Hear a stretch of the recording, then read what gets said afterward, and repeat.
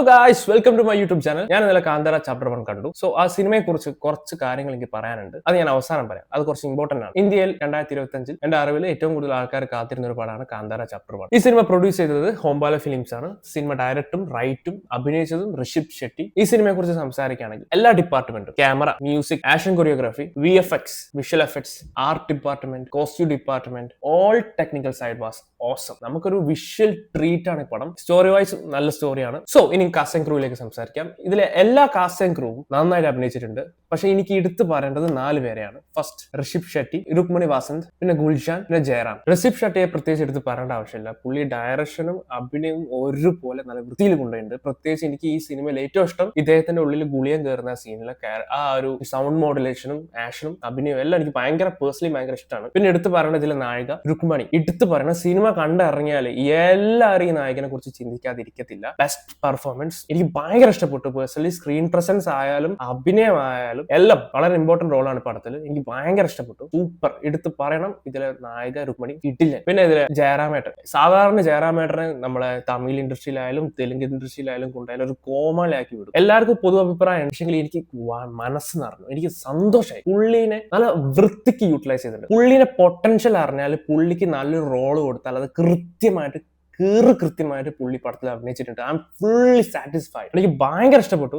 ജയറാമേട്ടനെ എനിക്ക് ആ ഒരു ഔറ, ജയറാമേട്ടന് ഇത്രയും വലിയൊരു പാൻ ഇന്ത്യൻ പടത്തിൽ ചുമ്മാ പൊട്ടനാക്കാണ്ട് നല്ല വൃത്തിക്ക് യൂട്ടിലൈസ് ചെയ്തിട്ടുണ്ട്. താങ്ക്സ് ഋഷിബ് ഷെട്ടി.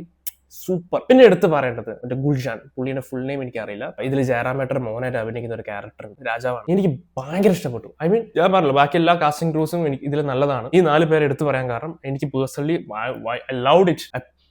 പ്യുവർ നമുക്ക് അഗ്രഷൻ ഒന്നും കാണിക്കാതെ നമുക്ക് ചിൽ മൂഡായിട്ട് കാണിക്കുന്ന ഒരു വില്ലൻ.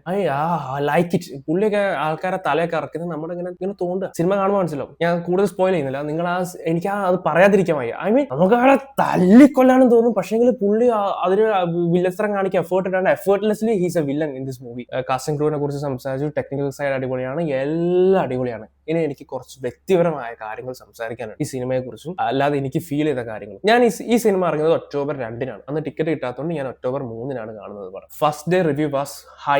ഇപ്പോഴും ഈ പടത്തിന് എല്ലാവരും നല്ല പോസിറ്റീവ് റിപ്പോർട്ട്സ് തന്നെയാണ് പറയുന്നത്. കുറ്റം പറയാനില്ല. നല്ല പടമാണ്. എല്ലാം നല്ല പടമാണ്. ഒരു വട്ടം കാണാം, വേണം 2 വട്ടം കാണാം. അതൊക്കെ പേഴ്സണൽ ചോയ്സ് ആണ്. ഞാൻ ഈ പടം ഇറങ്ങിയ സമയത്ത് റിവ്യൂസ് കേട്ടു. കണ്ടിരിക്കണം, മസ്റ്റ് വാച്ച്. എല്ലാ ഇൻസ്റ്റാ പോസ്റ്റിന്റെ അടിയിൽ ഒരു ചങ്ങായി പോസ്റ്റ് ഇടുന്ന കമന്റ് ഇടുന്ന കാണാം. പടം കണ്ട് ഇറങ്ങിയതിനു ശേഷം തല ചുറ്റിപ്പോയി. ഇപ്പോൾ അതിന് ഹാങ് ഓവർ മാറിയിട്ടില്ല.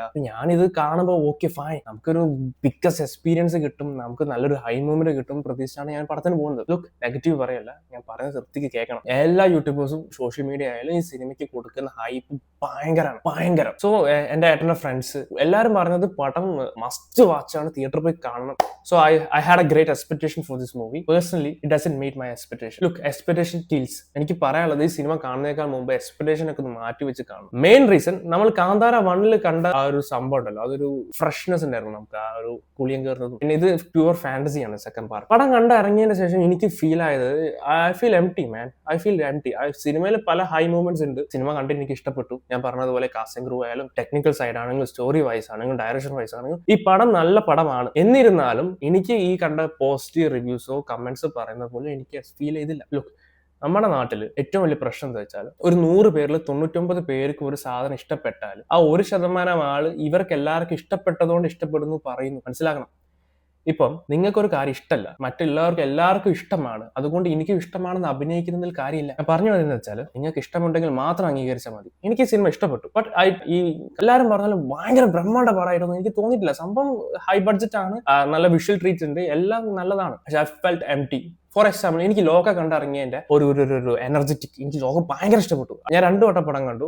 ഇനി 3-ാം പാർട്ടിന് വേണ്ടി ഹൈലി വെയിറ്റിംഗ് ആണ്. ലുക്ക്, ആ ഒരു ഫീൽ ഈ കാന്താര 3rd പാർട്ട് വരുന്നുണ്ട്. ഐ ഫെൽറ്റ് ഓക്കെ ഫൈൻ, വന്നോട്ടെ, വരുമ്പോൾ കാണാം, ആ ഒരു രീതിയിലാണ്. അല്ലാണ്ട് ഇന്ന് വരണം നാളെ വരണം തോന്നില്ല. എന്റെ പേഴ്സണൽ ഒപ്പീനിയൻ ആണ്. നമ്മുടെ ഫസ്റ്റ് പാർട്ട് കണ്ടു, സെക്കൻഡ് പാർട്ട് കുറച്ചും ബെറ്റർ ആണ്. That's it. സിനിമ നല്ലതാണ്, എല്ലാവരും തിയേറ്ററിൽ തന്നെ പോയി കാണണം. ഫോർ എക്സാമ്പിൾ, നമുക്ക് ഇത് OTT കാണുമ്പോൾ ഈ തിയേറ്ററിലെ വിഷ്വൽ ട്രീറ്റ് ഒന്നും നമുക്ക് ഫീൽ ചെയ്യില്ല. സോ എല്ലാവരും തിയേറ്ററിൽ പോയി കാണണം. ബട്ട് ഞാൻ ഈ പറഞ്ഞത് ഈ സിനിമ എനിക്ക് ഇഷ്ടപ്പെട്ടില്ല എന്നല്ല. ഈ സിനിമ എനിക്ക് ഇഷ്ടപ്പെട്ടു. ബട്ട് ഈ എല്ലാവരും പറയുന്ന പോലെ സിനിമ വന്നിട്ട് നമുക്ക് അതിന്റെ ഹാങ് ഓവർ മാറാണ്ടിരിക്കുക അങ്ങനെ ഒന്നും എനിക്ക് ഫീൽ ചെയ്തിട്ടില്ല. Just an average movie for me. But എല്ലാം വെച്ച് നോക്കുമ്പോൾ ഒരു ബിഗ് മൂവിയാണ് നമ്മൾ കണ്ടിറങ്ങുമ്പോൾ. ഇത് എന്റെ വ്യക്തിപരമായ അഭിപ്രായമാണ്. നിങ്ങൾക്ക് എതിരഭിപ്രായം ഉണ്ടാവും. നിങ്ങൾക്ക് എന്താണ് തോന്നുന്നത് നിങ്ങൾ കണ്ടിട്ട് പറയുക. I love this movie, I really love this movie. കൊള്ളാം. ബട്ട് എന്തൊക്കെയോ I feel empty for after watching the movie. Thank you guys.